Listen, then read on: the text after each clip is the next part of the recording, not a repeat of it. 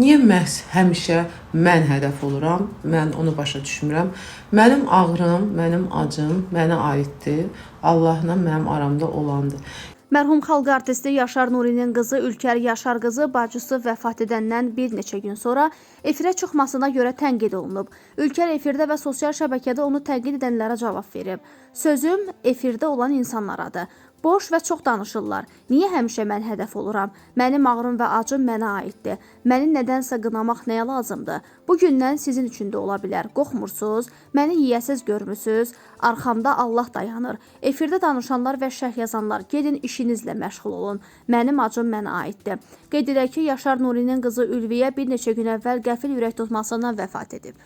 Yəni bunu məni nədəsə qınamaq, məni nədəsə neynəmək, yəni siz heç mi qorxmursunuz? Yəni bu günlər sizin üçün də ola bilər. Heç ondan qorxmursunuz?